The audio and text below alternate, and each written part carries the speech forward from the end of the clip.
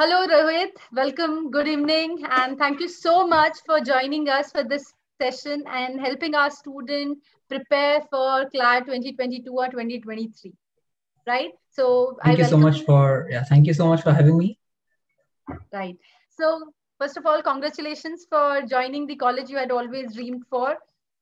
You had first thing I want to start with. When did you decide that you want to prepare for Clat? Was it in 11th, 10th, or 12th, or So this decision was one that I made near the end of class 10. So in class 10, I mean, we had to choose our own streams for class 11. So I was in a bit of a dilemma as to whether I wanted to study science or whether I wanted to study humanities. Commerce was never an option for me because I mean I've never really been too into numbers. So I always wanted to know whether I would prefer studying science or humanities going further, and that is when I made the decision. And in humanities, I decided to study law because I mean I thought that aligned with my abilities, and also it was very intellectually fascinating for me. I mean it's very interesting. right? So you were very much well aware of what you wanted to do 2 years down the line. Yes. Right. So you have anyone from legal field in your family? No, nobody. Okay, good. So once you decided to prepare for the CLAT, how did you start with the preparation? Let's talk subject wise. Okay, let's start with the RC section.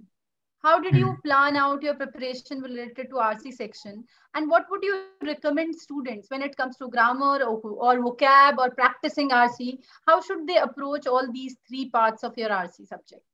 Right. So with grammar and vocabulary, I mean, grammar, I'd say I didn't really practice grammar at all because I mean, grammar was something that I had been doing over the years. I mean, since the main medium of communication in our schools, in my school was English. So I mean, English was the language I used to communicate the most. And over the years, my grammar had gotten better and better and better. I mean, little bits and pieces every now and then. So I didn't put too much emphasis on grammar as such. I mean, obviously, I noticed areas where I made mistakes, areas where I needed to improve, and I focused on those a little bit to get my concepts clear, because concepts and grammar I thought were very important rather than the specifics of anything. Yeah. So if I got the concept, I would figure out the specifics on my own. And for vocab? So vocabulary, I've never had the strongest vocabulary. I think I have a decent vocabulary. But I mean, for vocabulary, there's this one book that a lot of people do recommend. It's called Word Power Made Easy. True. By Norman Lewis. So a lot of people recommend that book, and I did about half of it until my CLAT preparation. But later on, I shifted my focus elsewhere. But I mean, I think that was a definitely very helpful book because it links words very easily. It's not like a dictionary where you memorize things. It links words and why they are how they are, why things like that make sense. It goes into the origins of words and things like that. So I think that would be a very helpful piece of preparation for people. Right. And with respect to RCs, did you separately read a lot other than newspapers as well?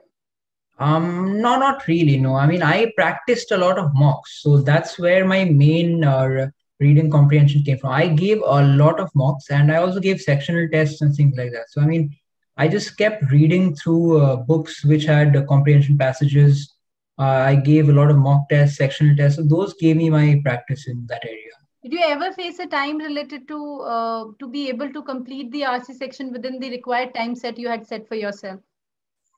Oh yeah, definitely. I mean, even in the actual CLAT exam, I'd say even until the last day, it was always a struggle for me to try and get all the sections into the designated time I had set for each. Because I mean, sometimes one section would be longer than I'd expected, and I had to cut down time from the other sections to compensate for that. So that was something I did face, and again, it depends from one mock to another and to the actual test, which section they want to keep lengthy, which section they want to keep short. So for instance, this year in the actual CLAT paper, I thought the legal section was extremely long, and it took a lot more time than it usually did for me. But for instance, the logic section was shorter than I had expected, and so was the English one. So I mean, it balanced out, I'd say. Right. So even when because problem what happens is when students are practicing, and then we tend to give a lot of lengthy mocks. We tend to give them lengthy sections and lengthy RC as well as legal. We tend to give lengthy, and then the students are always like, "How do I complete it?" And they feel underconfident when they are not able to complete it. So can you just give them this message about it's okay or you also faced those things, and how did you cope with them? Right. When you felt that maybe I'll be able to complete it in the actual paper or not, how did you deal with that? Right. So I think facing these lengthy passages, these lengthy sections or difficult sections in mocks and sectional tests, I think it really helps a lot because, yes, maybe it won't increase your confidence in the immediate term because obviously it feels better to see a good score rather than a bad score. But if you keep giving difficult mocks, you'll get used to that difficulty level. And that is very important because you never know how difficult the actual exam is going to be. So it's always better to prepare for something that's even more difficult, so that on D-Day when the exam actually comes, you aren't surprised by how difficult it is.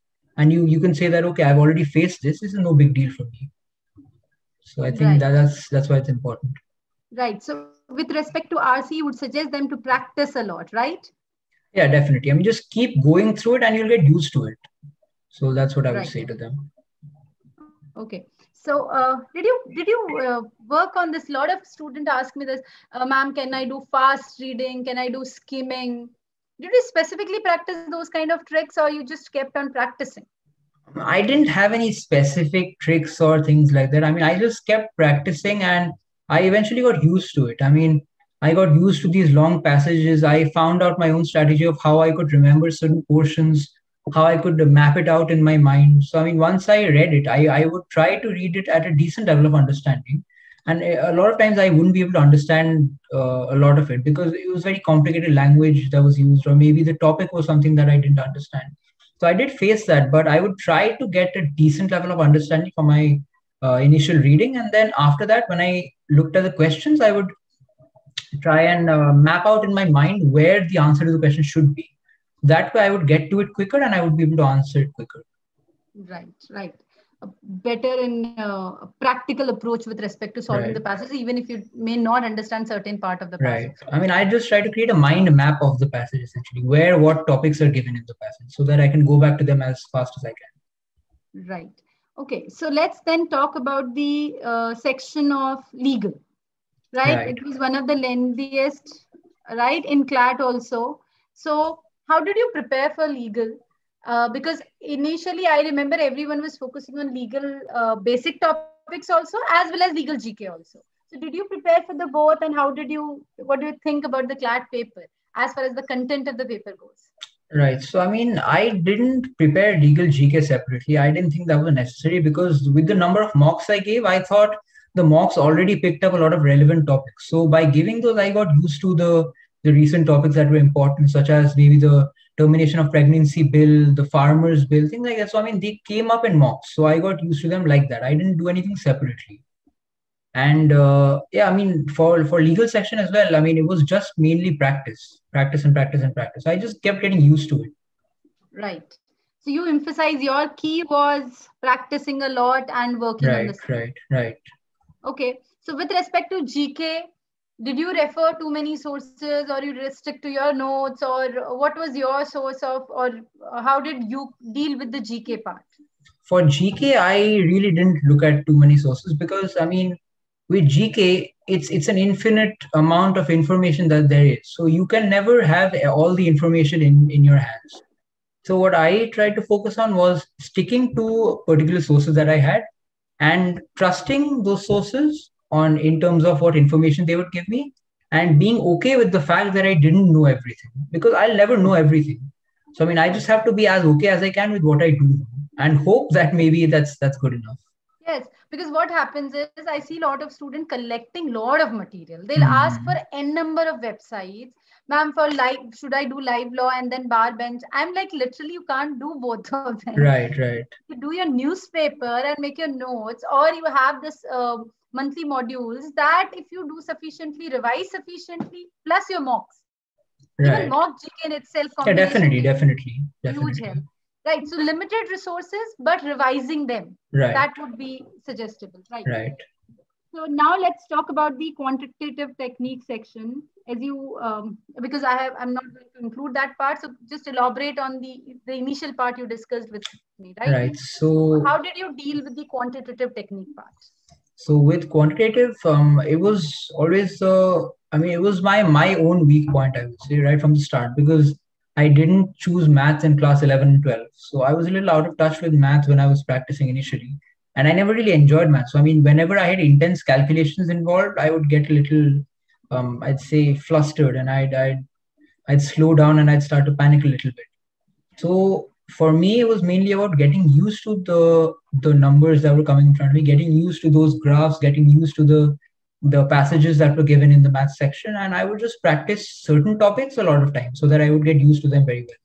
So I So can you practiced list out things. the topics specifically you Right, worked right. on? So I practiced topics like mensuration. I practiced percentages. I practiced ratios.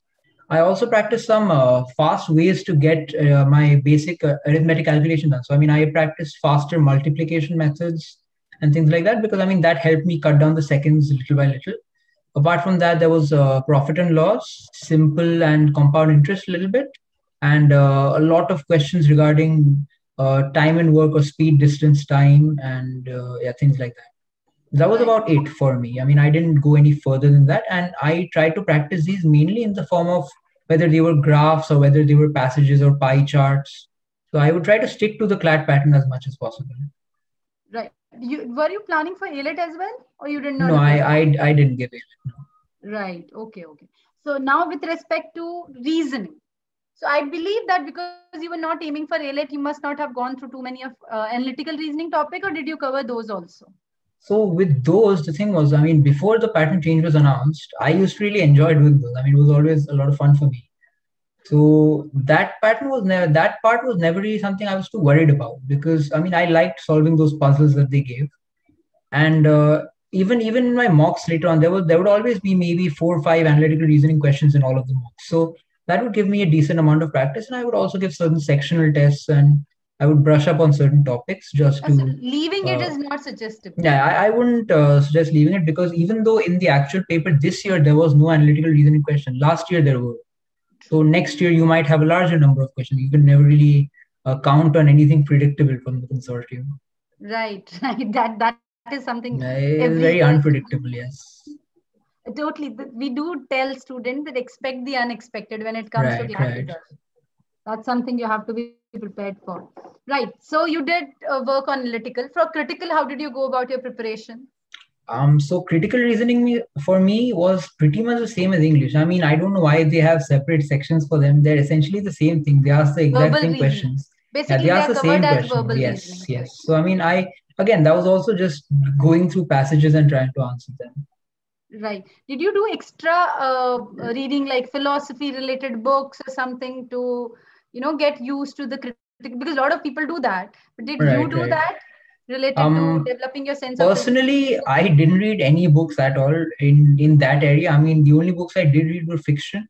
But I never Okay. really read. I never really read a lot. I mean, I've not been the most avid reader. So for me, the main source of my critical reasoning was through mocks and through. I mean, these certain strategies I would pick up, these certain mistakes I would make. I mean, I would try to learn from them, and I would try to figure out certain techniques in which I can figure out the answers to questions that are asked. So there were obviously these types of questions. There were main idea questions, logical Yes. corollary questions, logical consistency, strong and weak argument, things like that. So I try to familiarize myself with them as much as Right. possible. Okay. So how did you go about your mock analysis? How much time did how much time did you spend with the analysis part? And what things you picked up in the starting of your analysis part, and how did that help you improve to your score? Right. So in most of my mocks, what happened was usually the mocks I gave were very lengthy. So I would rarely ever be able to finish the mock. So usually what I did maths in the at the last. So usually I had a few maths questions left by the end of the mock, or maybe I didn't know how to solve certain questions. So in the analysis, firstly I would go to those questions that I couldn't solve. I didn't have time to solve. I would try to complete those in a certain time period, maybe 10 or 15 minutes. And apart from that, I would go through whatever mistakes I had made. I would try and figure out the parts in GK which I could have gotten. I mean, there were some questions which I gave up on in GK because I would never be able to remember them, no matter how much I tried, because it was just very random information. But a lot of parts where I maybe made mistakes in terms of the year or maybe certain concepts, I would try to pick up on those and try and remember how to get them right the next time. And I would spend about, after 2 hour mock, I would spend about at least 30 minutes to maybe an hour on analysis, depending on the mock, obviously. How many wrong did you get, depending on Yeah, that, or depending on how many wrong or how difficult I found the mock, or maybe how lengthy it was. You So do certain things make like it that. sound like very easy, to be honest. No, for me, I was not very, I wasn't taking a very complicated approach towards it. So I just gave a mock. I tried to analyze what my mistakes were. That was about it for me. Right. So because a lot of people are like, they have this approach whereby they make it look like that it is something which takes a lot of effort and lot of hard work. It is also hard work, but it is consistent hard work, I guess, which paid in your case. Yeah, the hard work part is not doing it one day. It's hard to do it every day for a year. That is the difficult part because it takes a toll on your mind, definitely. Doing the same thing over and over again for a year with so much uncertainty. Right. And a lot of people have a lot of pressure on their shoulders as well. So that's what makes it difficult, I'd say. Not to the keep going individual. on despite. Yes. Right, because sometime in the mocks you might not score well. Yeah, exactly. And exactly. Right, as much as you expected, and sometimes you realize you make a silly mistake, so you're afraid of the fact. Right. Especially, right. I find it is the December-January zone where the students feel the burn too much, because initially when they drop or they decide, it's easy in the starting 2, 3, 4 months, and end May everyone is energetic, preparing ki finally we have to study. It is in that middle zone where the students start feeling like, okay, would I be able to do it now, should I start it? So Right. even if someone starts late, would you recommend that they would be able to do it if they consistently work on that? Again, obviously that depends on the person. It depends on how much they want it. It depends on how much they are willing to push themselves, and it depends on how they can handle it themselves in a pressure condition. Because obviously, a large part of it is the mental part rather than actually giving the exam. It's about having the right mindset. So when people give up too early or when people become too overconfident, maybe that might work against them negatively. But you can't really take anything for granted there. You can just hope for the best and do your own part, I would and love the to rest call of it you is in during November, December season, because I really face that issue. I want someone balanced minded telling these students it's okay, just keep going and keep working, because I personally, because I've been teaching for so long, and I really feel that is the phase of the year when students suddenly feel, because everyone is celebrating New Year is coming and they're feeling, okay, our New Year would be only when we'll get through or something. So I would first in advance tell you that I'm really going to call you to interact with students at that point of time. yeah, You for sound sure, for like sure. someone completely balanced with respect to this approach. Being practical, that helps. So that's very good.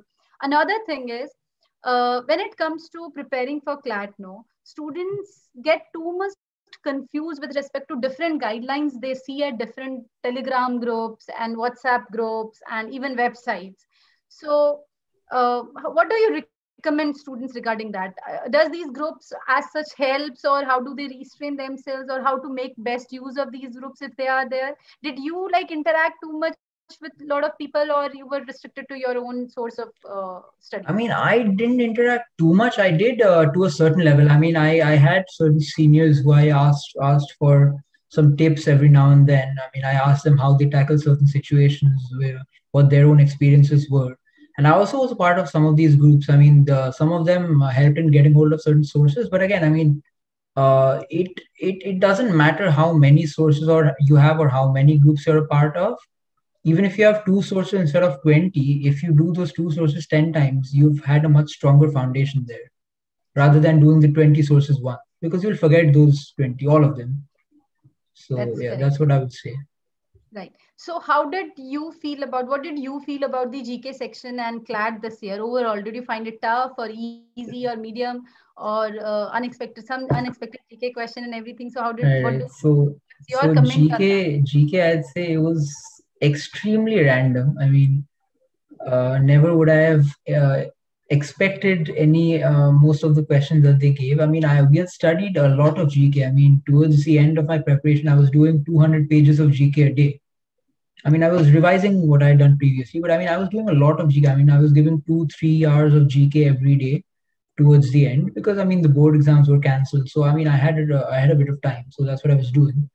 90% of my preparation was for GK towards the end. But when I actually saw the exam, I mean, the questions, some of them, they were so mundane and so random that, I mean, it was a little funny to me, because I mean, in my mind, I went, okay, what was the use of studying so much when these were the questions we would get? So I mean, it's never really fixed what questions they might give.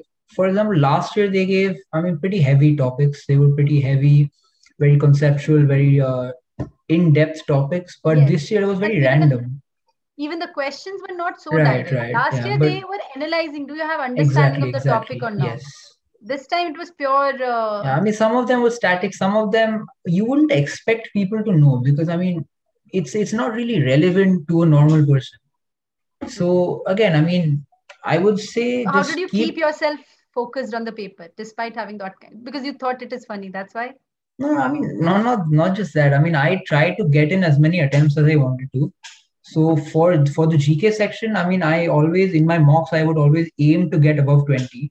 When I started with my preparation, I was getting 2 or 3 in GK, because I mean, I had no idea. But since I started going through my modules and things like that, I started revising little by little.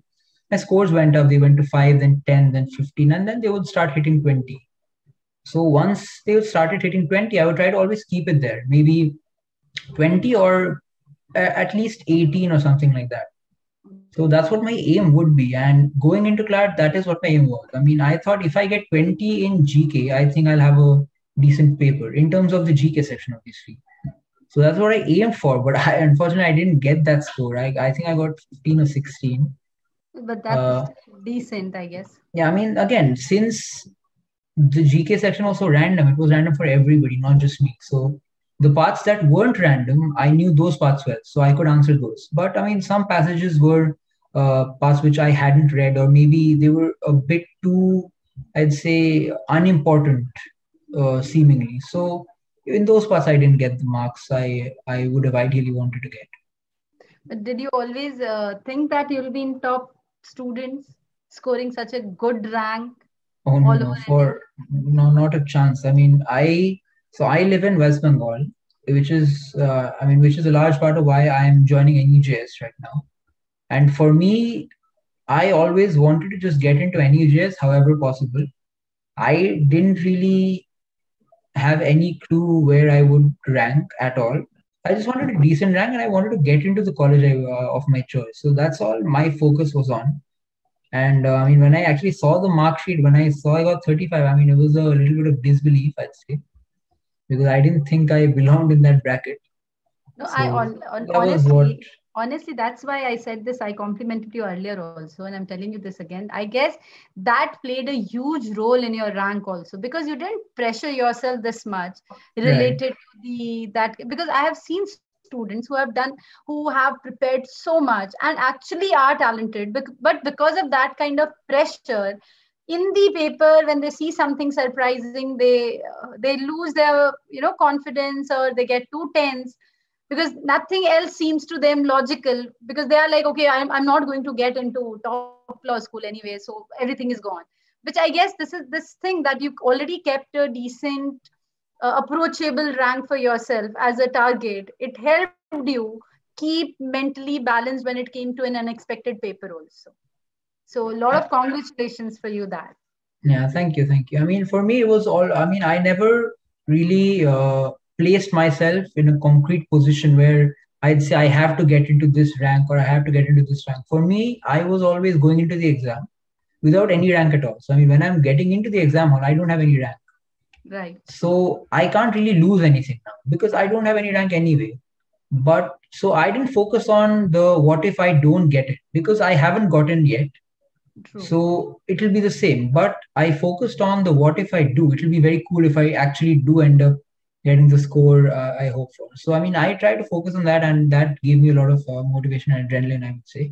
And also, I mean, rather than the result, I just trusted my process. I mean, because for me, it was all about giving it my own best shot. Because obviously, there's people who study more than me, people who are smarter than me, people who approach these things differently, people who might have a better strategy. But I can't really be all those people. I can only be myself. So I could only try and do as much as I could while maintaining my own balanced state of mind. So I never wanted to pressure myself too much because of that. True, true. That is something very nice and very good of you. Another thing I want to ask you, because you said that you are not into quant and everything. So going forward, because law school students a lot of time opt for corporate law, and that includes a kind of bit of commerce and everything. So what do you plan to do going forward? Like not corporate law? For me, it's an open canvas, really. I mean, in these 5 years of law school, I want to experience what different opportunities law offers, what different fields there are. And I mean, even after law school, I might try for jobs here and there. I might try for different degrees, further education. So I'll see where I find both talent and interest. So I'll look for these two things, and whenever they overlap, I'll think of heading into that direction. Right. Thank you so much, Rohit, for interacting